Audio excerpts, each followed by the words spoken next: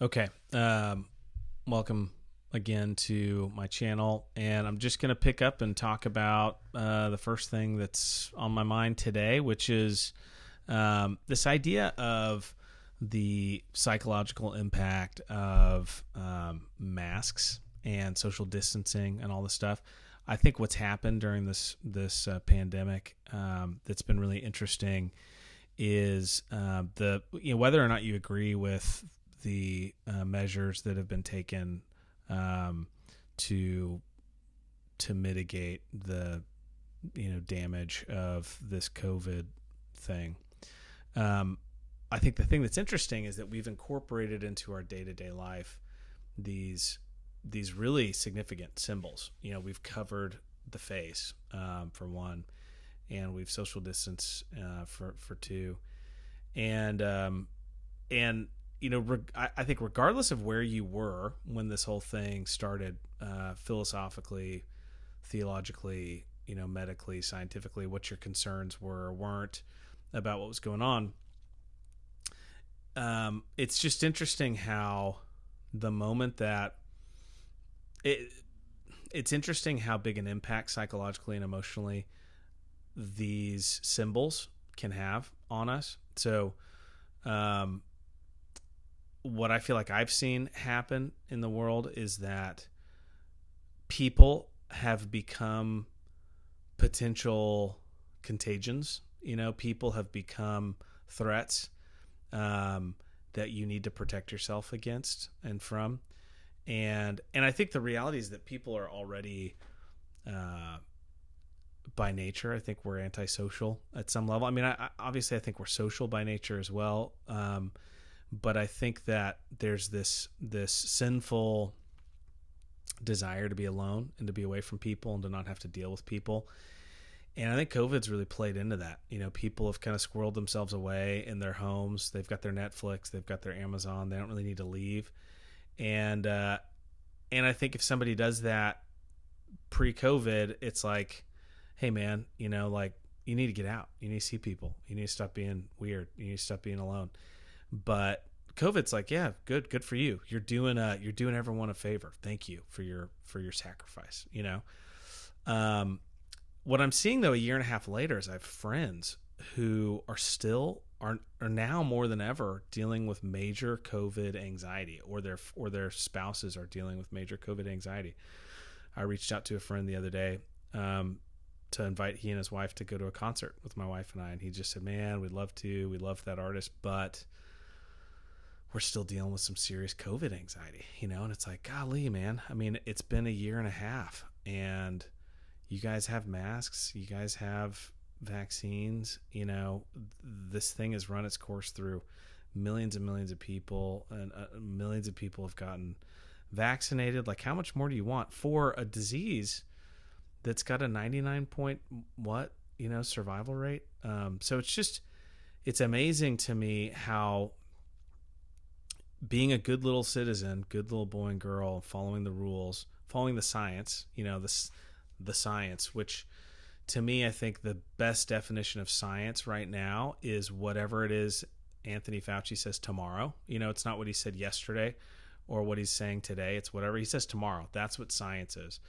And it's a crazy thing that we found ourselves in a time and a place where the term science has just been hijacked by the people. It's now, science is no longer a process. It's no longer a tool for discovering truth or analyzing truth. It's become now a trademark that's owned by people who have the appropriate degrees, and so we now have this tyranny of experts. And if you're not an expert, your opinion doesn't matter. It doesn't matter if what you're saying is completely common sense or scientifically based, right? Shut up. You're not an expert. I'm an expert because I've got some letters behind my name. I've got the right letters behind my name, so I can speak to this issue. And I just think it's the new religion. I mean, that's the irony, is that the people who are not religious, anti-religious, have this blind faith in the science. And the science, when you dig into it, is like, well, whatever Anthony Fauci said, whatever the FDA said, whatever the prophet said, whatever the guy in the robes, or it's not robes because it's not church, it's a white coat, that whoever's at the white coat and they're saying the right incantations. The incantations are this medical scientific jargon that none of us really understand. We just trust that it means something important and powerful. That's where we're at. And so we've got this religion, this new religion of scientism, and it's got its own prophets. It's got its own religious jargon, religious language, and it is the public. It demands obedience. It demands that its followers. You will be shunned and excommunicated from the church if you step out of line, and you don't, and you go against the teachings of the church. This is of scientism. I just think that's where we're at, and it's sad because I love science, I love medicine, I love skepticism, and I love being in environments where you have thoughtful people that are debating about big ideas, and I feel like, man, it seems like just not that long ago that kind of stuff happened, and I don't know, something to think more about, but it seems like overnight that switch was flipped, and maybe not flipped, but just revealed, how little training and actual interest people had in free thought and debate, and how you just introduce a little bit of fear, stoked by a professional, scientific precision panic porn, which mainstream media has got panic down to a science, and we've just got a steady drip of panic and worry that are being fed to us. You add that with this lack of basic training in logic and critical thinking that most of us have, because most of us got useful degrees, i.e., very narrow degrees that teach us how to be a slave in a very specific area, rather than being given a free man's education, the liberal arts, which unfortunately most of us haven't gotten. That's the silly degree that the hippies get. And granted, liberal arts degrees at most colleges are worthless, because for other reasons we'll talk about in another video maybe. But anyway, I just wanted to talk about the liturgy of masks, and I say liturgy, meaning a church worship. I'm trying to invoke the idea of worship. These are symbols. It's like if you see Catholics on Ash Wednesday, they put there's a cross that they put on their forehead, and it's in your face. You see it, and now you get the public kind of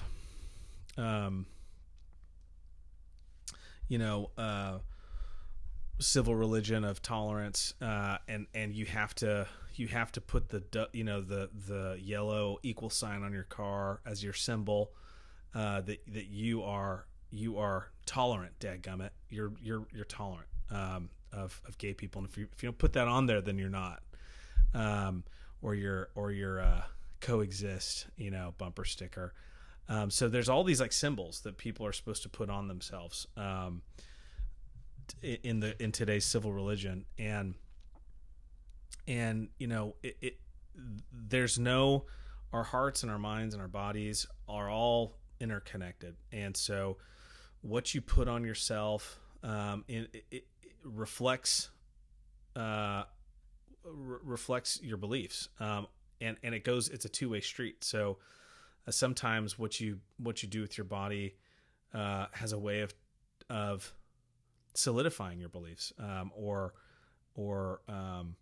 creating your beliefs, My old pastor in Idaho, Doug Wilson, used to say, your theology comes out of your fingertips. And it's a statement that it's there's two ways to think about it that are both part of that statement. What you believe should come out of your fingertips. So if you believe in truth and equity and mercy and justice, then you should live that out. You should be able to see that in your dealings with people. And the reverse is, if I look at the way you act, if I look at you extorting poor people, or I look at you having no compassion on the weak or the powerless, or not loving your neighbors, then I know what you believe. It doesn't really matter what you say you believe. I can see it displayed. So in the same way, I think these, there were some of us who were very, very, very hesitant to put masks on. Myself being one of them. I wore a mask. I could probably count on one hand the number of times I wore a mask over this last year and a half. And it's because I know that putting a mask on is me, assenting that I'm scared of people and that I'm scared of this virus or whatever. And I'm also communicating to other people that it's okay to be scared of this thing. You should be scared too. I'm a contagion. You're a contagion. And I don't want to do that. I don't want to communicate that because I don't believe that. I don't believe that's the case. I believe this thing sucks. I hate that people are dying and getting sick. But this is the world we live in. Viruses come and go, different viruses. Thank the Lord, this is not a very bad one, in the grand scheme of things. We've done our darndest to make it worse by giving it nothing but time. Again, where was the debate? If we lived in a truly scientific society, there would have been a vibrant, healthy public debate about different strategies for addressing this pandemic. There were a lot of us who, liberal arts people that just have learned how to use our brains, who said, now, wait a second, wouldn't it be just smart to isolate the vulnerable, protect them as best we can, and then let this thing, if it's really not very dangerous for most people, at least the first variant, wouldn't it be best to let it run its course as fast as we can, maybe even, like the Sweden option at some level? I mean, they weren't like intentionally having it run through as fast as they can, but they just said, let's not social distance, let's not mask generally. And won't that natural immunity provide a really robust protection for most people? But there wasn't debate about it, and at least there wasn't public debate about it. I didn't hear that option floated on mainstream media or amongst people that were making decisions. And so it was a very top down, we've got a hammer, and that it's kind of like modern healthcare. And I'm trying not to go on another rant because this is another video, but we've just this bias towards intervention. If we can do something with a drug, let's do that. That's probably the best thing to do. And so in the case of, the biggest killers in America, which are heart disease and obesity and diabetes and things related to metabolic health, the best thing we can do is statins, and drugs and insulin and those kinds of things. Well, the reality is that it's not the best thing. I mean, that's like way down on the list. The best thing is to get people, healthy, diet.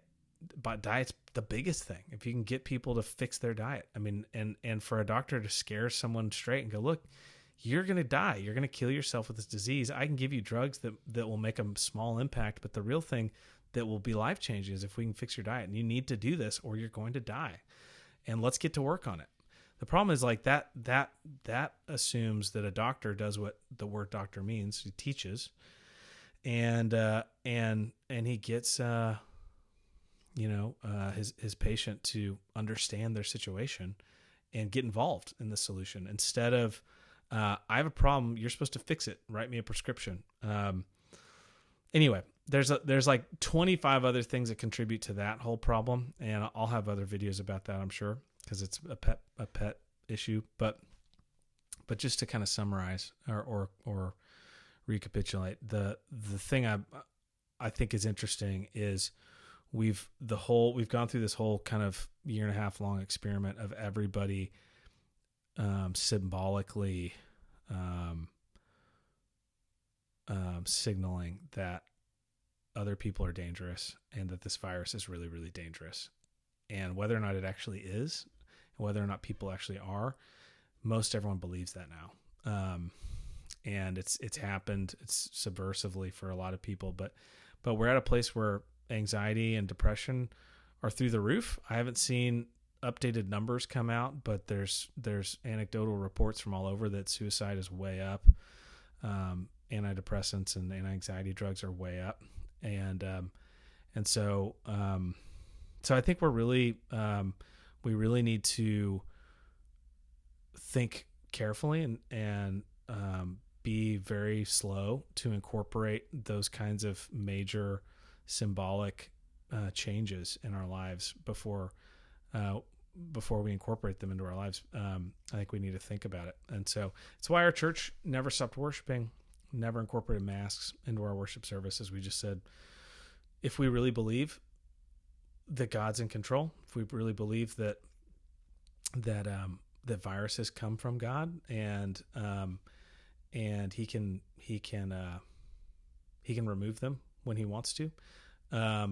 If we really believe that my days are numbered, that there's a day that God appointed for me to die, there's lots of conversations to have about this, about safety and all of that. And that's a whole other conversation, safetyism.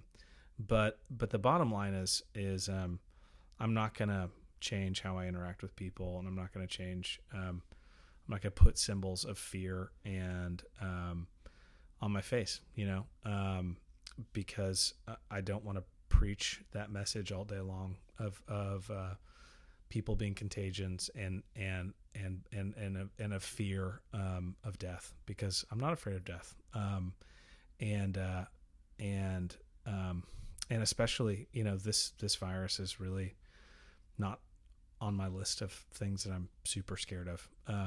And it would be if it was a more deadly virus or if there were more concerns, but there's, I take bigger risks every time I hop in my car and drive to the grocery store, than I do, gathering with people, without a mask.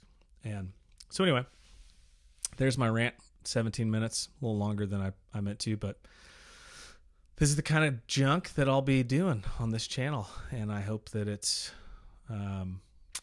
helpful, beneficial to somebody. Thanks for tuning in. See you next time.